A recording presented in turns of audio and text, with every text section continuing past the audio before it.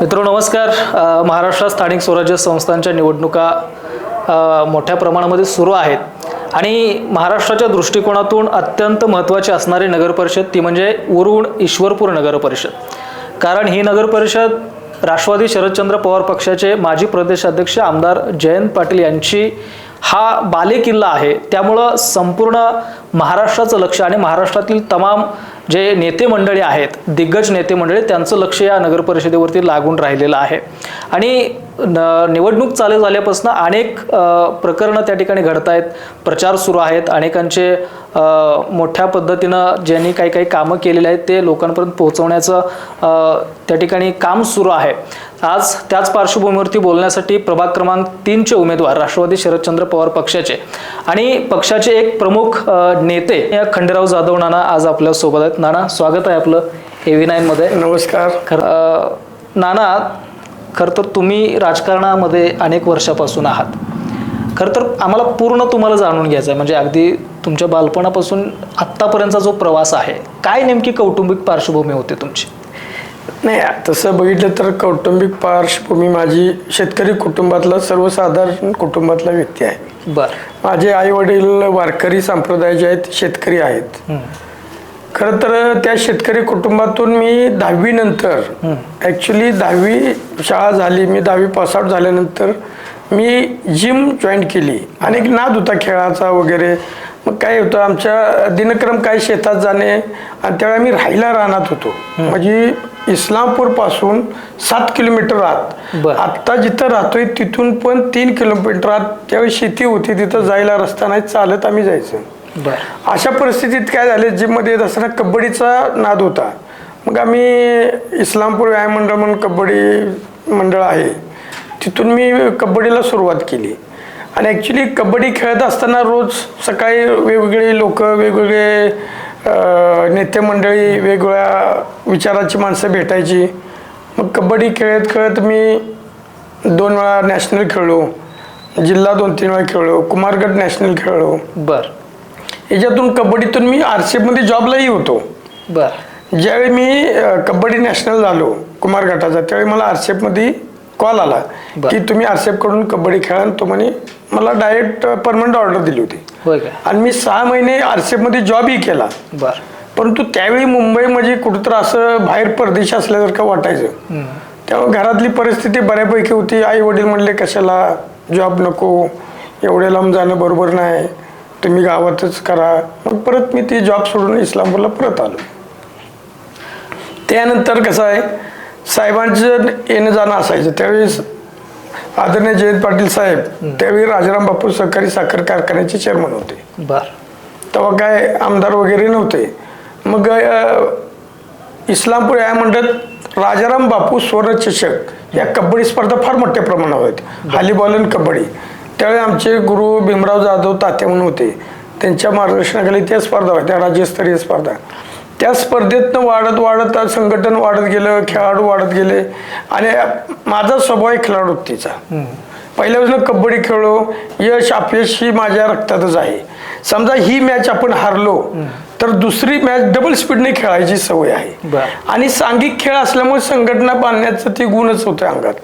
त्यामुळे त्या स्पर्धा मोठ्या प्रमाणात घेत गेलो. आणि तसं खेळाडू म्हणून फार नावलौकिक मिळालं. आणि खेळाडू क्षेत्रातच मग सामाजिक कामात काम करत करत गेलो. हा तसा फार खडतर प्रवास होता. त्यामुळं कसं आहे, राजकीय कोणतीही पार्श्वभूमी नव्हती आणि अजूनही नाही. माझ्या कुटुंबातला राजकारणात कोण असेल तर मीच आहे. एकटाच आहे. माझे 3 चुलते आहेत, आम्ही 12 जण भाऊ आहे, बहिणी आहेत, मोठा परिवार आहे. त्या परिवारातला कोणी राजकारणात नाही. सगळं एक कुटुंब हे माझ्याबरोबर आहे. तुम्ही कधी राजकारणात शिरलात नक्की? तसं राजकारणी सुरुवात 1993 या साली झाली. काय आलं होतं की मी युनिव्हर्सिटी खेळून आलो होतो. आणि युनिव्हर्सिटी खेळून आल्यानंतर काय होतं, त्याच्या अगोदर आम्ही साहेबांचा प्रचार 90ला केला, परंतु राजकारण म्हणून नाही. त्यावेळी सायकलवरनं प्रचार करायचा, भिंती रंगवायच्या. मग ती साहेबांचं भिंती रंगवताना आम्ही जाऊन उभं राहायचं, बघत बसायचं. एवढीच आमची इन्व्हॉल्वमेंट होती. पण साहेब आमदार झाल्यानंतर बरेच वेळ आमचा मुक्काम तिथं कारखान्यावर पेट्रोल पंप होता, तिथं असायचा. त्यावेळी माझ्याकडे बुलेट होती, वडिलांनी बुलेट घेऊन दिलेली होती. मग जाता येतं साहेब बघायचे, भेटायचे. एक वेळ निरोप आला, आमचे मित्र आहेत जवळ, त्याचं नाव घ्यायला नको आता, मग ते साहेबांचेच आहेत, की साहेबांनी निरोप दिला की ही व्यक्ती कोण आहे, बोलवलं मला. मग आम्ही साहेबांचे घरी गेलो. साहेबांनी सगळं बॅकग्राऊंड विचारलं, काय करता, वडील काय करतायत, फॅमिली काय आहे, चौकशी केली. मग तुम्ही काय करताय. मग त्यावेळी मी कसं होतं, ॲक्च्युली FYला होतो मी त्यावेळी. मग मी म्हटलं साहेब असं असं आहे, मी युनिव्हर्सिटी खेळून FYमध्ये आता काय पुढं शिकायची काय मानसिकता नाही, घरातली काही नोकरी लागलेली नोकरी मी सोडून आलो होतो. त्यामुळे म्हटलं साहेब FY झालेलं आहे ना, आता मी काही करत नाही, मग तुम्हाला समाजकारणात राजकारणात काय आहे का इंटरेस्ट. तर म्हटलं साहेब संधी तशी दिली तर करू शकतो मी. मग त्यावेळी का नाही ॲक्च्युली वाळवा तालुका युवकचे अध्यक्ष बाळासाहेब पाटील होते. आणि तिची कार्यकारिणी नुकती करायची चाललेली होती. मग ती कार्यकारिणी करत असताना मग साहेब म्हटले उद्या तुम्ही भेटा. मग परत सगळी पोरं घेऊन मी गेलो आपली. आता साहेबांनी बोललेले म्हटलं त्यावेळी बरेचसे, म्हणजे मी बोलवली का नाही 100-200 पोरं असे सहज यायचे. मग बोलवल्यानंतर आम्ही साहेबांना भेटलो. मग साहेब म्हणले असं करा, तुम्ही उद्या दिलीप तात्यांना जाऊन भेटा, बाळासाहेबांना भेटा आणि विजयभाऊंनाही भेटा. मग आम्ही या सगळ्यांना भेटायला गेलो. ते बोललं, तिने आम्हाला तिथं काँग्रेस कमिटीत बोलवलं आणि मला त्यावेळी वाळवा तालुका खजिनदार म्हणून पत्र दिलं. तसं 93 पासून मग ती युवक काँग्रेसमध्ये सुरुवात झाली. मग शिबिरं घेणे, संघटना बांधणे, असं करत करत गेलो. खरं तर आत्ता तुम्ही खजिनदार पासून तुमची सुरुवात झाली आणि आत्ता जर का बघितलं तर आमदार जयंत पाटील यांचा एक विश्वासू कार्यकर्ता वरून ईश्वरपूर शहरातला एक खंदा समर्थक खंडेराव जाधव नानांना ओळखलं जातं. हे कसं निर्माण झालं. नाही, हे निर्माण काय होतं, संघटना एवढी मी प्रबळ उभा केली होती की इस्लामपूर शहरात 1000 ते 1200 युवक. मी मोर्चा जरी काढायचं म्हटलं त्यावेळी मला आठवतंय जुने की 51 म्हणजे 50 वर्ष पूर्ण झाली आपलं भारत स्वातंत्र्य. ती मी त्यावेळी मशाल रॅली काढली होती. म्हणजे त्यावेळी शहराध्यक्ष होतो. ही 2 वर्ष झाल्यानंतर कसं आहे 95ला मला इस्लामपूर युवक काँग्रेस शहराध्यक्ष केलं. शहराध्यक्ष केलं त्यावेळी BS अण्णा इस्लामपूरचे अध्यक्ष होते, म्हणजे फादरचे. मग ती केल्यानंतर काय आलं की त्यावेळी रॅली काढायची होती. मग काढतो म्हणले साहेब किती पोरं, म्हणले साहेब 1000 येतील. साहेब म्हणले 1000 येऊ शकतात का. हो म्हणले साहेब इजी, काय अडचण नाही.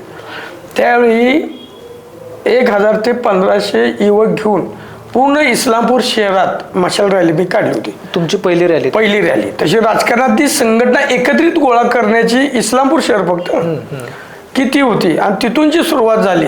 मग वेगवेगळ्या माध्यमातून कार्यक्रम घेणे, इस्लामपूर शहरात बोर्ड लावणे, शिवनगरमध्ये वार्ड वाईज त्यावेळी आत्ता आहेत. मी जर बघितलं माझ्या घरी तुम्ही म्हणला तरी माझ्याकडे अजून एक फाईल आहे की मी वार्ड वाईज फोटो आणि योगाध्यक्ष खजिनदार प्रत्येक वार्ड वाईज मी केलेली संघटना मी जपून ठेवली. आता काय टेक्नॉलॉजी वेगळी आली, परंतु त्यावेळी काय असं मोबाईल सुद्धा नव्हते, नोंद करून फोटो करून त्याचे नाव ऍड्रेस केलेली माझ्याकडे पूर्ण इस्लामपूर शहराची फायलिंग आहे. कधीतरी योगायोग आल्यावर मी तुम्हाला दाखवतो. मग त्याच्यातनं संघटना बांधत गेलो. आता खरं तर तुम्ही आता थेट मुद्द्याचं आपण बोलूया. तुमच्याबाबतचे अनेक प्रश्न आहेत, ते कदाचित मी विचारेन. ही निवडणूक रिंगणात आहे, म्हणजे अनेक उमेदवार रिंगणात आहेत. त्याच्यामध्ये तुम्ही नगरसेवक होता गेले 20 वर्ष. काय आपल्या प्रभागामध्ये आपल्या माध्यमातून कामं झालेले. नाही तसं काय आहे माहिती आहे, आदरणीय जयंत पाटील साहेब 99ला राष्ट्रवादी काँग्रेस पक्षाची स्थापना झाली आणि त्यानंतर निवडणुका झाल्यानं आमचे नेते आदरणीय जयंत पाटील साहेबांना अर्थमंत्रीपद मिळालं. आणि अर्थमंत्रीपदाच्या काळात त्याच्यानंतर लगेच 2001ला थेट नगराध्यक्ष म्हणून पहिल्यांदा इस्लामपूर शहरात आमच्या कारकिर्दीत निवडणूक डिक्लेअर झाली. त्यावेळी 4चे प्रभाग होते, म्हणजे एका प्रभागात 4 नगरसेवक. त्यावेळी आदरणीय जयंत पाटील साहेबांना मला संधी दिली आणि त्या प्रभागातून मी चांगल्या मताधिक्याने निवडून आलो. त्यावेळी पण निवडणूक अशी अतिटतीची झाली होती की माझाच प्रभाग 8 दिवस पुढे ढकलला होता. टेक्निकली प्रॉब्लेम होता. ऑब्जेक्शन घेतल्यानंतर ती कोर्टात गेल्यानंतर मग ते 8 दिवसांत तो प्रभाग मागे ठेवला. सगळ्या उरण ईश्वरपूरची निवडणूक झाली आणि 8 दिवसानंतर माझ्या एकट्याच प्रभागाची निवडणूक होती. त्यावेळी विजयभाऊ हे थेट नगराधीश होते. त्यावेळी आमच्या पार्टी प्रचंड बहुमतानं आले सगळे भाऊ पण नगराध्यक्ष पण निवडून आले, मेजॉरिटी आमची होती. तिथून नगरसेवकाची माझी जी सुरुवात झाली आणि खरं तर माझ्यासारखा कार्यकर्ता सांगतो की इस्लामपूर ही शहर त्यावेळी जे होतं, इस्लामपूरचा सुवर्ण काळ तसा 2001 पासून सुरू झाला. बर. या इस्लामपूर शहरात साहेबांनी एवढा फंड दिला की आम्ही फाईल घेऊन जायचं की साहेब हे अनुदान पाहिजे, 15 दिवसात खाली पैसे यायचे. या इस्लामपूर शहरात छत्रपती शिवाजी महाराजांचा पुतळा झाला, डॉक्टर बाबासाहेब आंबेडकर पुतळ्याचं सुशोभीकरण झालं. त्यांच्या कडेला जे क्रांतिसिंह नाना पाटील शॉपिंग सेंटर, ते पुढचे शॉपिंग सेंटर, हे 3-4 शॉपिंग सेंटर झाले. बाजारातली शॉपिंग सेंटर झाले. त्यानंतर अंबिका उद्यान झालं, त्यानंतर कुसुमगंज उद्यान झालं. माझ्या प्रभागातलं जर म्हणला तर निनाई नगरमधील सगळे रस्ते, त्यावेळी निनाई नगर ही खरं पुनर्वसनकडं होतं, नगरपालिकेकडे वर्ग झालं नव्हतं. मग साहेबांच्या माध्यमातून मागं लागून ते इस्लामपूरकडे वर्ग केलं. तिथले सगळे रस्ते, तिथले सगळे गटर, पाणी तर त्यावेळी निनाई नगरमध्ये 24 तास पाणी येत होतं. बर. कारण स्लोप असल्यामुळं प्रेशरनं पाणी तिथं कायम राहायचं, कधीही चावी चालू केली तर पाणी यायचं. निनाई नगर म्हणजे मी एक डेमो केला होता की उरण ईश्वरपूरमधली लोक तिथं जाऊन बघावे की डेव्हलपमेंट काय होते. बर. त्या ठिकाणी ओपन स्पेसमध्ये व्यायामशाळा बांधली, तिथं ओपन स्पेसची होती, त्याच्यात मी नगरपालिका शॉपिंग सेंटर बांधले.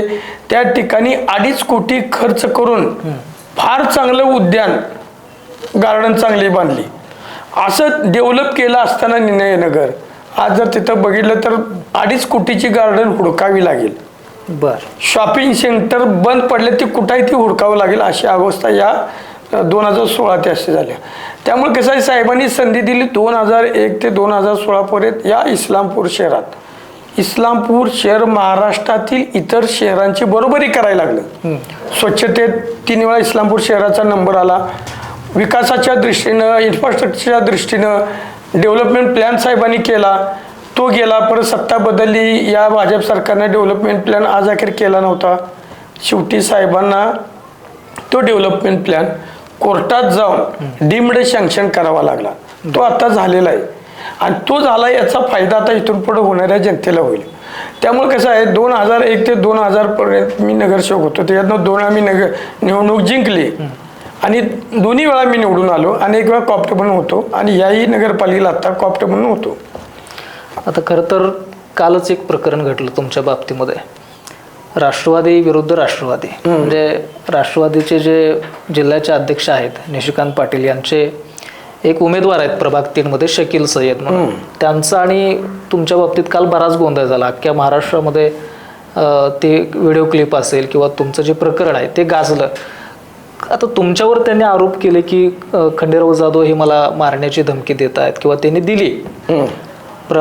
जे पत्र वाटत होते ते पत्र वाटू नका, ते पत्र हिसकावून घेतली.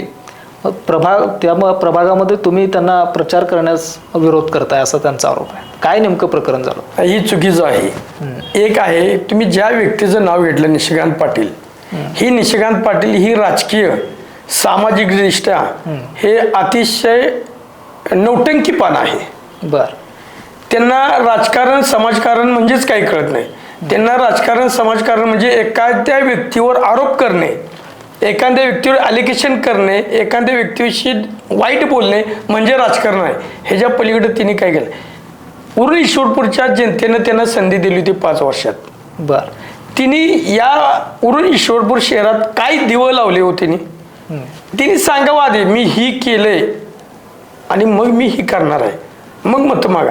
आता ती जर जी घटना घडली, तिने एक पत्रक काढलं होतं आम्ही, जी वास्तव आहे ती साहेबांनी ज्या ज्या संस्था मी जी सांगितली ती अंबिका उद्यान, कुसुमगंज उद्यान, शॉपिंग पंचनामा, हे वास्तव आहे. तुम्ही बघा, ह्या उभा राहिलेले तर आहेत आता इस्लामपूर शहरात आहेत का नाही? जी दिले ते वास्तू आता इस्लामपूर शहरात आहे, त्या बंद अवस्थेत आहेत का नाही? ती कुणी बंद अवस्थेत केल्या? ही वास्तव मानणारी पुस्तिका होती. बरं, त्याचं पोस्टमॉर्टम काढलं. काय काढलं होतं तुम्ही?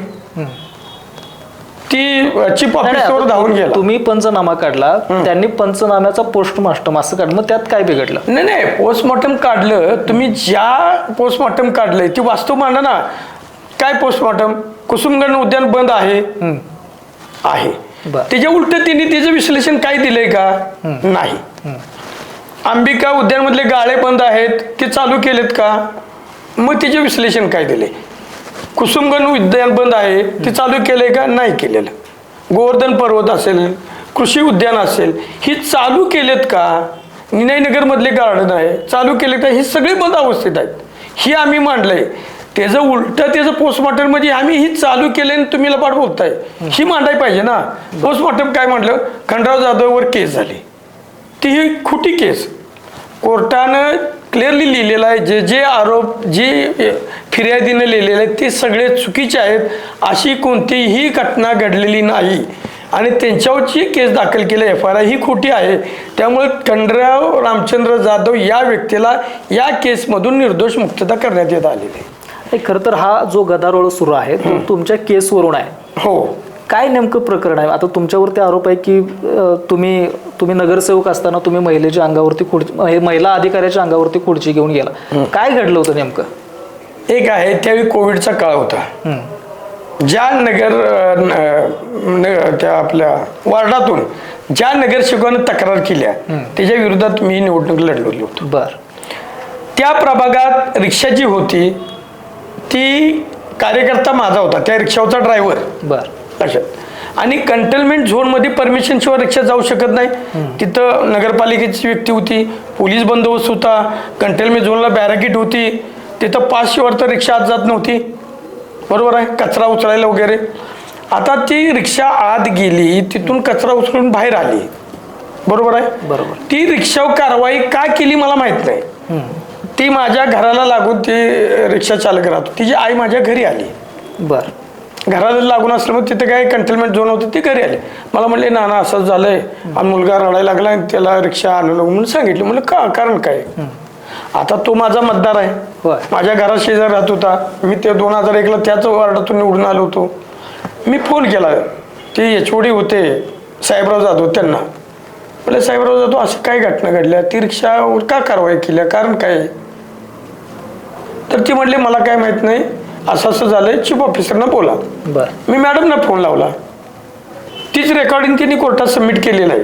तुम्ही मुद्दा ऐकला, रेकॉर्डिंग आहे तीच. मॅडम म्हणलं काय झालंय, तर असं आहे, ती प्रतिमा मलिन होते, दारू वाहतूक केल्या, काय आहे. मॅडम दारू कशी वाहतूक करेल, त्यात तुम्ही केल्या काय येऊन करेल, पोलीस स्टेशनला कंप्लेंट केली का. नाही पण तरी पण असं कळालं. मॅडम तुम्ही जाऊन स्वतः बघितलंय का. नाही म्हणले, काही सुद्धा बघितलेलं नाही. मग म्हणले तुम्ही कारवाई करू नका मॅडम. मी आलो, मग मी फोन कट केला. एक मी घरातला आवरून एक 10-15 मिनिटात मी परत आलो. तिथून घरी जाऊन आवरून मी नगरपालिकेत आलो, तर CO मॅडम जेवाय बसलेले होते. ती जेवाय बसले होते, बाकी सगळे चेअरवर बसलेले होते, बोलत बसले. मॅडमला नमस्कार म्हणले, मॅडम काय, तर म्हणले जेवाय बसले. म्हणले मॅडम जेवाय बसलाय, बसा म्हणलं, उगाच कशाला जेवताना काही नको. म्हणून मी बाहेर आलो. मॅडमनी परत बोलून घेतलं, नाना काय काम आहे. म्हणलं मॅडम ती रिक्षा आहे त्याच्यावर काय कारवाई आहे. तर तिने सांगितलं असं तसं. म्हणलं ठीक आहे मॅडम, तुम्ही तुमच्या परीने कारवाई करा. एवढीच घटना घडली तिथं, मी निघून गेलो. ही घटना 1 वाजता घडली. मग ते खुर्ची अंगावर घेऊन गेलात, हा काय नेमका आरोप आहे. काही तुम्ही केलं होतं का तसं. अजिबात नाही. मी जर महिलांच्या विषयी असं वागत असतो सर, तर मी आणि माझ्या मिसेसनं एखाद्या कार्यक्रमाला बोलवल्या 5-5 हजार महिला माझ्या आणि माझ्या मिसेससाठी कार्यक्रमाला कधी आल्या नसत्या. कारण महिलांचं सन्मान राखणं, कारण माझे आई वडील वारकरी संप्रदायात, असं आमच्या रक्तात कुठेही नाही. आजही माझ्या प्रभागात तुम्ही गेला तर माझ्या पश्चात माझ्या प्रभागातील 700-800 महिला आजही घरातून स्वयंपाक करून स्वतःहून बाहेर पडून प्रचार करतात. त्यामुळे मी आज सगळ्या इस्लामपूर शहरात प्रचारासाठी पार्टीच्या फिरतोय. मी हा माझ्या आणि माझ्या परिवाराचा काम केलेलीच पोचपावते.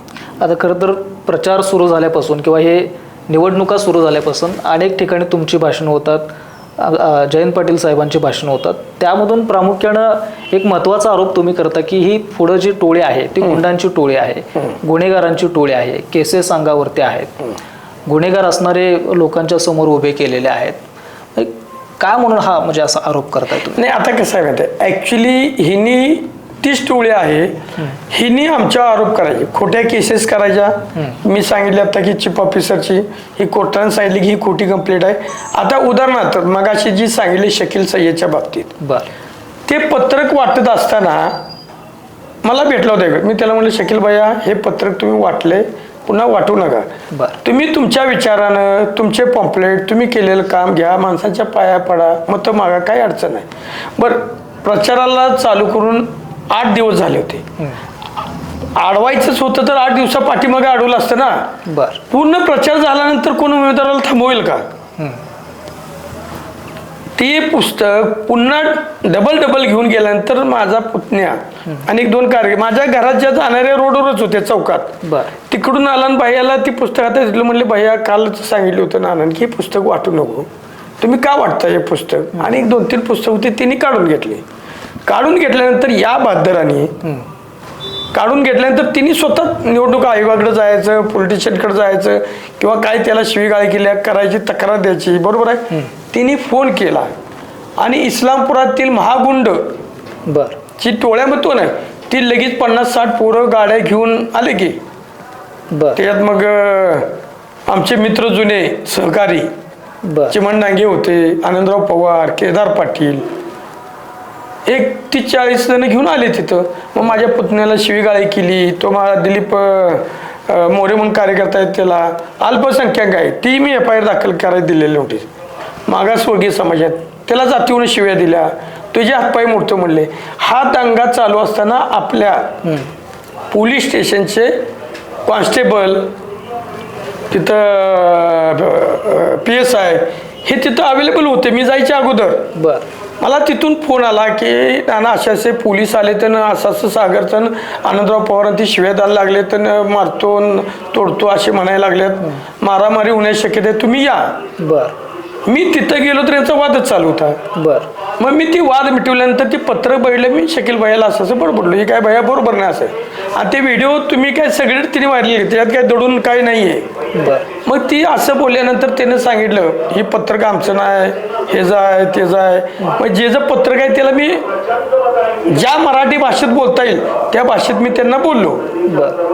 आता ज्यावेळी माणूस स्वतःची प्रतिमा मलिन करणारी पत्रक वाटत असेल सांगूनही, त्यावेळी माझी भावना माझ्या घरातल्या आईंची, माझ्या मुलींची, तिची काय होत असेल हो.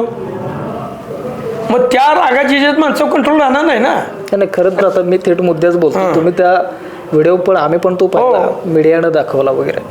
त्याच आर्वाश्य भाषेमध्ये तुम्ही बोललेला आहात किंवा शिवीगाळ देखील केलेली आहे. म्हणजे एक लोकप्रतिनिधी म्हणून हे शोभतंय का? नाही, आता गुंडाला गुंडाच्याच भाषेत बोललं पाहिजे.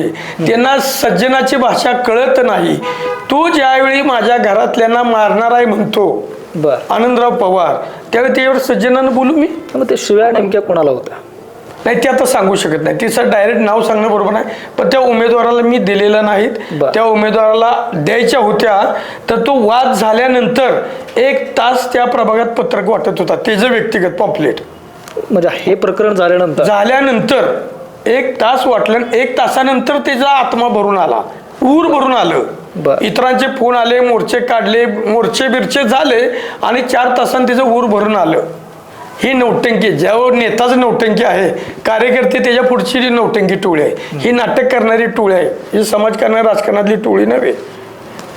नौटंकी म्हणजे काय, गुन्हेगार नाटकी ही करून असं माणसं विश्वास ठेवत नाहीत, काम केल्यानंतर ठेवतात. हे प्रकरण साहेबांच्या पर्यंत पोहोचलं का?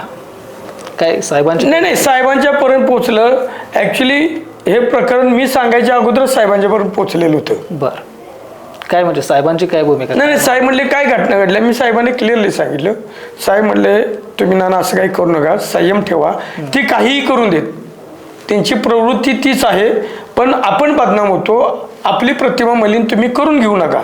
साहेब म्हणले मी काय केलेलं, पण ते सगळे जर तिथं येऊन जर हाणामारी, हातपाय तोडतो, कार्यकर्त्याला मारतो, जीवे मारणे धमकी द्यायला लागले तर साहेब मला जावंच लागेल ना. जर कार्यकर्ते उद्या माझ्याबरोबर फिरायला तर पाहिजेत. आज तुम्ही इस्लामपूर ईश्वरपूर शहरात जर बघितलं, 7 नंबर प्रभाग बघा, 5 नंबर प्रभाग बघा, 10 नंबर प्रभाग बघा, 1 नंबरचा प्रभाग बघा, असे जर प्रभाग सांगितले, 4 नंबर तिथं दहशत. कोल्हापूर, सातारा, सांगलीवरून गुंड आणलेत. बर ही निवडणूक आहे का युद्ध आहे बर का गुन्हेगारी करायची आहे हेच आम्हाला कळना. तुम्ही यांच्या पाठीमागचे तपासा, एखाद्या कार्यकर्त्याचं कोण आहे त्याचं आधार कार्ड तपासा, म्हणजे तुम्हाला इस्लामवरून ईश्वरपूर शहरात बाहेरचे लोक आता किती आले ते लक्षात येईल तुमच्या. आता खरं तर तुम्ही मगाशी म्हणला की सगळे तिथे एकत्र आले वगैरे, त्यात तुमचे अगदी जुने मित्र सुद्धा होते. हो येणे काय सांगाल? नाही, मला काय आहे माहिती आहे का, मी खेळाडू आहे, जोपर्यंत ग्राउंडवर उतरत नाही तो एकमेकाच्या गळ्यात गळे. बर ज्यावेळी ग्राउंडवर उतरतो तो माझा प्रतिस्पर्धी. बर स्पर्धा संपल्यानंतर मित्र. आणि त्यावेळी स्पर्धेच्या वेळी जो काही संघर्ष करायला लागेल ते करायची खिलाडू माझ्यात आहे. मग त्यावेळी कोण काय म्हणतंय याला बांधील नाही. खरं तर आपण कुणाबद्दल बोलतोय माहित आहे, पण तुमचं प्रेम अगदी जय वीरूची जोडी होती वगैरे असं. नाही आता संपले की धर्मेंद्र वर गेले त्यामुळे जोडी संपलेली आहे. आता तो इतिहास झाला. बर इतिहास झाला. पिक्चर मधला पण जय वीरू संपलेला आहे ना, याच्यात पण भविष्यात काही घडू शकतं. म्हणजे आता जशा पक्ष संघटना एकत्रित येतात वगैरे. नाही नाही नाही, पक्ष संघटना विचार हे एकत्र येऊ शकतात सर. बर परंतु काय असतं माहिती आहे का, एक आपण म्हणतो बघा. नाही मी का विचारतोय मध्ये, हा सगळ्या अगदी जिल्ह्याला पडलेला प्रश्न. नाही नाही नाही, एक असते सर प्रेम दोस्ती हे काय म्हणतो का नाही, मेरा जीवन रेल की पटरी. बर साथ रहे पर मिल ना पाए, होणार नाही, शक्य नाही. नाही नाही. काय असते, काय गोष्टी असतात आणि त्याला मर्यादा लिमिट असतं. लिमिटच्या बाहेर गेल्यानंतर माणूस नाही विचार करू शकत त्याचा. आमचं दैवत समाजकारणातलं राजकारणातलं जयंत पाटील आहे. बर जयंत पाटील ही आमची राजकारणातली सुरुवात आहे. जे जर नाव घेतलं नाही तिची पण आणि माझी, आमची सुरुवात तीच आहे आणि राजकारणातलं शेवट ही तीच आहे. खरं तर साहेब अडचणीत आहेत असं दिसतंय. काय माहिती आहे का, विरोधकांना काय भांडवल नाही म्हणून जयंत पाटील अडचणीत आहे. बर आता कसं आहे, गली के मिल के शोर मचा सकते हैं, शोर तो मचा सकते हैं लेकिन दहशत तो शेर की होती है. हे असे गोळा होऊन जयंत पाटील अडचणीत आहे म्हणायचे. जयंत पाटील एवढा हलका नाही हो. आणि जी एकत्र आलेत तिने त्यांची पात्रता ओळखावी. जयंत पाटील अडचणीत आहे म्हणणं योग्य नाही. कसं बघता या निवडणुकीकडे, कारण आता कालचा जो प्रकार झाला, आता इथून पुढे होण्याची शक्यता आहे किंवा इथून मागे झालेत, हे काय शहरातले नागरिक काय विचार करत असतील, किंवा ही निवडणूक विकासाच्या मुद्द्यावरती व्हायला पाहिजे ते दिसत नाही. मात्र हे कुठेतरी तुम्ही त्यांना बोलतायत, ते तुम्हाला बोलतायत, काय कसं आहे? आता तुम्ही मुद्द्याचं बोलला, आम्ही हेच सांगतोय की व्यक्तिगत मी काय केलं आणि तुम्ही काय केलंय हे व्यक्तिगत जीवनातला विषय आहे ना. बर हे काही व्यक्तिगत जीवनातला विषय काढायचा स्टेज आहे का? तुम्ही नगराध्यक्ष होता, तुम्ही या 5 वर्षात नगराध्यक्ष काळात तुम्ही काय दिवे लावलेत, तुम्ही यावरून ईश्वरपूर शहराला काय दिलंय, तुम्हाला संधी दिली ना जनतेनं, काय केलं?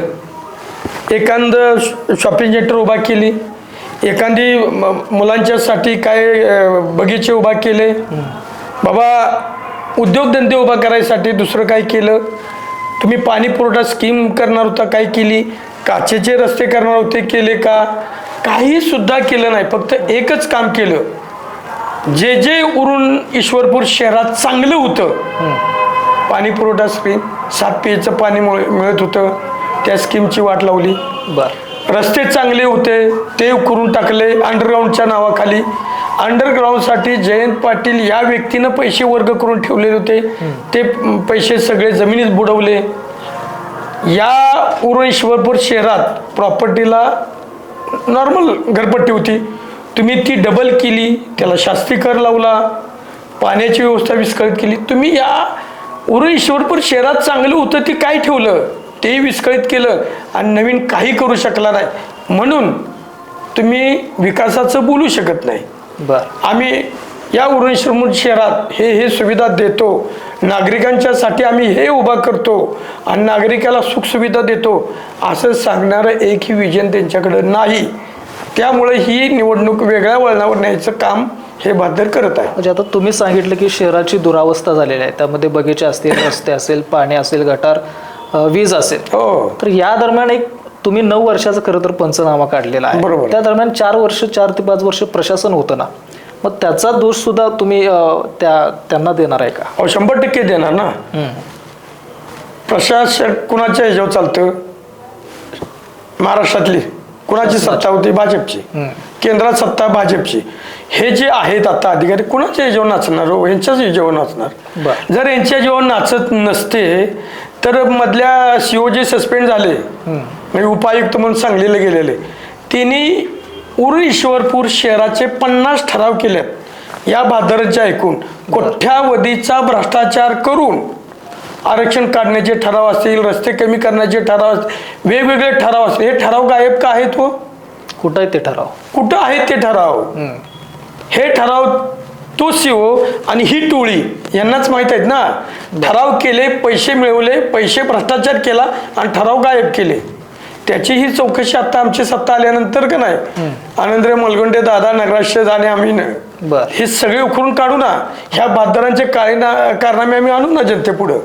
तेवढ्यासाठी तर आम्ही जनतेच्या दारात निघालोय.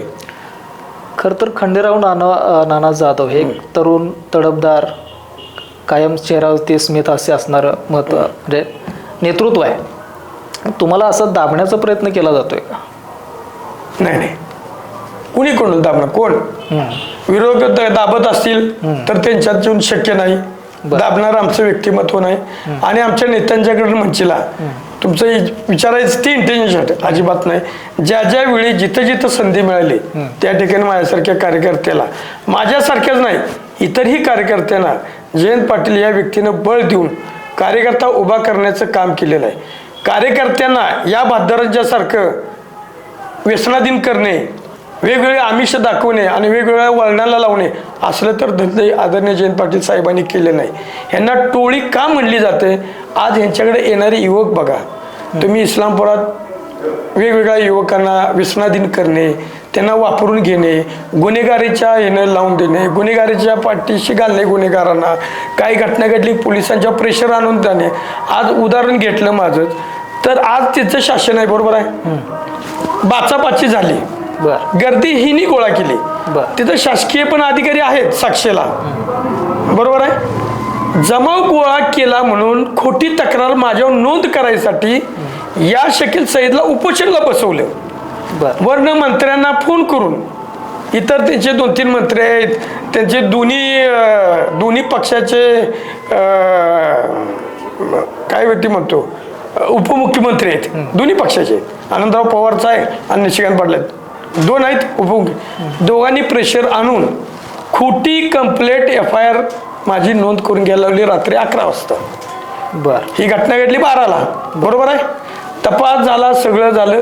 मी त्यांच्या अगोदर NC दिल्या, निवडणूक आयोगाला दिल्या, इथं दिल्या, शेवटी मी सांगली निवडणूक आयोगाला कलेक्टर ऑफिसला दिली, तिन्ही चौकशी खाली पाठवल्या. म्हणजे कार्यकर्त्यांना बाद करणे, कार्यकर्ते उभा करण्याची तर यांच्यात ती हिंमतच नाही आणि ती त्यांचं नेचरच नव्हे. बाद करणे, इमेज बाद करणे आणि त्याच्यावर राजकारण करणे एवढा उद्योग आहे.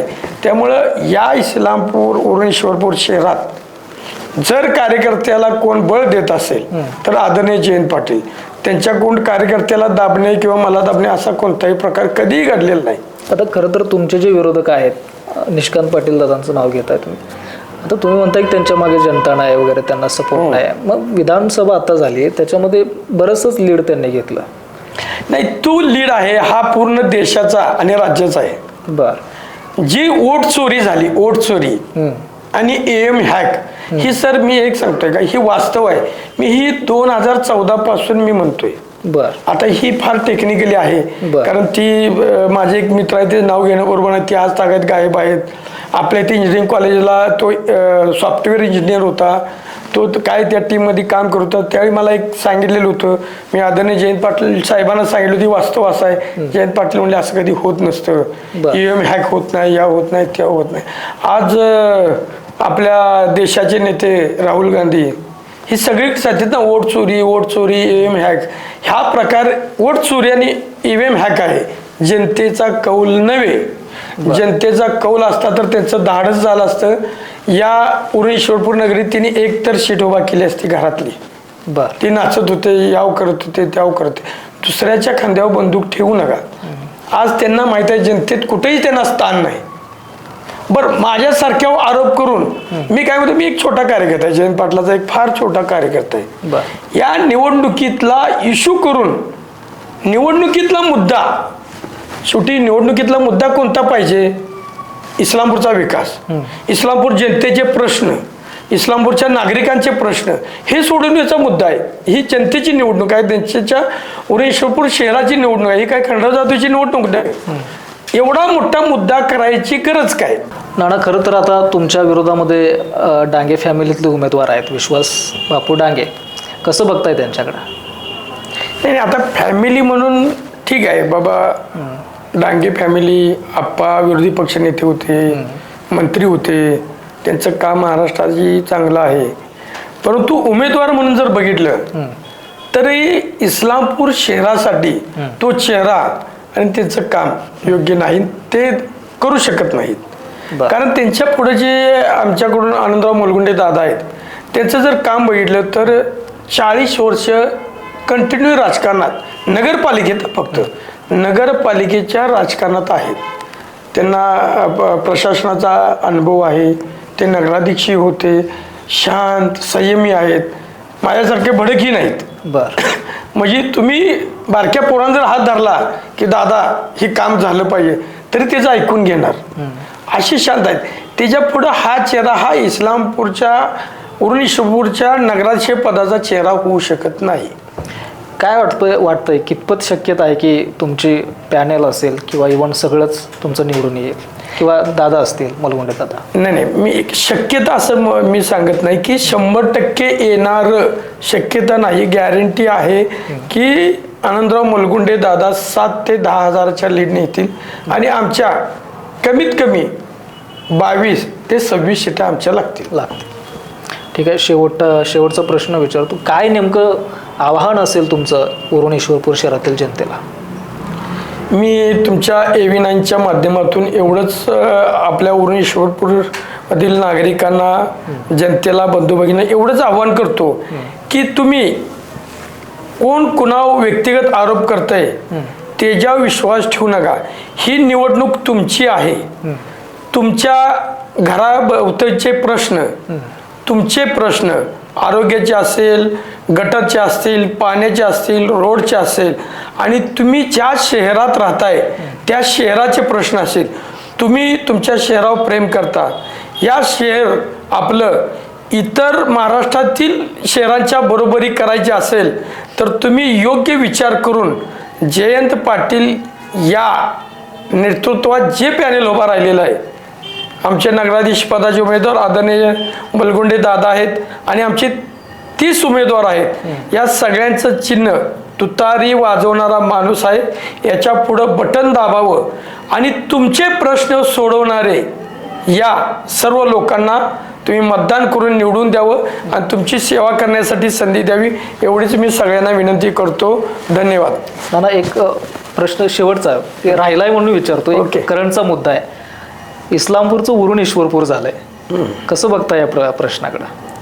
नाही, काय आहे माहिती आहे का, मी मध्ये एक भाषणात सांगितलं होतं, इस्लाम ही दैव आहे आणि ईश्वरपूर हाही देव आहे. ही दोन्ही नावं सेम आहेत. आता ही ईश्वर आणि इस्लाम ही दोन्ही धर्म आहेत, परंतु छत्रपती शिवाजी महाराजांनी कधी हिंदू मुस्लिम, कधी तू वेगळा या धर्माचा केलं नाही. 12 जाती 18 पगड यांना घेऊन राज्य केलं. त्यामुळे मी बघताना हा एक नावाचा चेंज आहे. ठीक आहे, तुम्ही केलं, परंतु या शहराचं मूळ कुठं होतं? उरण. बरोबर आहे. उरण एक आपला एक म्हण आहे माहिती आहे, बाप से बेटा निकलता है. याचं कोण आहे? मूळ उरण होतं आणि उरणपासून ही इस्लामपूर झालं होतं. नाव बदलायचं होतं तर उरण ईश्वरपूर करायचं होतं. ही शहराचं नाव आहे. तुम्ही आज लोकांची फसवणूक करताय. तुम्ही काय केलं, जसं सांगली, मिरज, कुपवाड महानगरपालिका, महानगरपालिकेचं नाव बदल हो, पण तुमचा ऍड्रेस काय सांगलीचा वेगळा आहे, मिरजचा वेगळा आहे, कुपवाडचा वेगळा आहे. तसं तुम्ही काय जनतेची फसवणूक करून केलं काय? तुम्ही फक्त इस्लामपूरचं ईश्वरपूर केलं, पण उरणाला तुम्ही विसरला. तुम्ही करताना ठराव करायला पाहिजे की इस्लामपूर शहराचं नाव उरून ईश्वरपूर करतोय. त्यामुळे हिनी काय माहिती आहे का, जातीय वाचक काहीतरी करायचं आणि आम्ही एका समाजाला न्याय देतो. आम्हाला शिकवण घरातली आणि आमच्या नेत्यांची आहे. कारण आपल्या महाराष्ट्रात आधी माणूस राजकारणात हे समाजकारणात असेल. आपल्या महाराष्ट्राचे आराध्य दैवत माझा जिजाऊ छत्रपती शिवाजी महाराज, शाहू फुले, आंबेडकर या लोकांना दैवत मानतं. पुण्यश्लोक अहिल्यादेवी कसं असतं, यांना दैवत मानून जो काम करतो, महाराष्ट्र माझा म्हणून काम करतो, तो असला इस्लाम ईश्वरपूरवर लय विश्वास ठेवत नाही. ठीक आहे, ईश्वरपूर झालं, आम्हालाही आनंद आहे आणि मुस्लिम बांधवांनाही आनंद आहे. कारण माझे राईट लेफ्ट दोन्ही मुस्लिम असतात. त्यामुळं त्याच्यातून समाजाचं तेढ निर्माण करणं हे इंटेन्शन कोणी ठेवू नये. आणि माझ्याही बांधवांना आव्हान आहे की ईश्वरपूर झालं म्हणून आपल्या मराठ्यांच्यासाठी झालं नाही, याच्यामुळे तुमचंही कल्याण होणार नाही आणि उरून ईश्वरपूर शहराचंही होणार नाही, नुकसान होणार. युवकांना रोजगार मिळाला का त्याच्यामुळं नाही, उरून ईश्वरपूर शहराची प्रगती झाली का नाही, स्वच्छतेचं पाणी मिळणार का नाही, स्वच्छता होणार का नाही. तुम्हाला यासाठी येणाऱ्या नगरपालिकेतच विचार करून चांगली लोक निवडून द्यावी लागतील. तुमची विचारधारा नेमकी कुठली, हिंदुत्ववादी आहे का पुरोगामित्वाची? नाही, मी सांगितलं ना, शाहू फुले आंबेडकरांची विचारधारा आहे. आम्ही जिजाऊ छत्रपतीचे सेवक आहोत. तिने कधी हिंदू मुस्लिम केलं नाही, इथून पुढेही आम्ही करणार नाही. हिंदू माझे बांधव आहेत, बौद्ध माझे बांधव आहेत, शीख माझे बांधव आहेत, ईसाई माझे बांधव आहेत.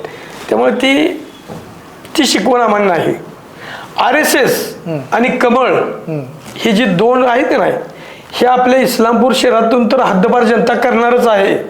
परंतु ही जोपर्यंत देशातून हद्दपार होत नाही तोपर्यंत आपल्या देशाची प्रगती झालेली जी आता विस्कळीत आहे ती सरळ घडी होणार नाही.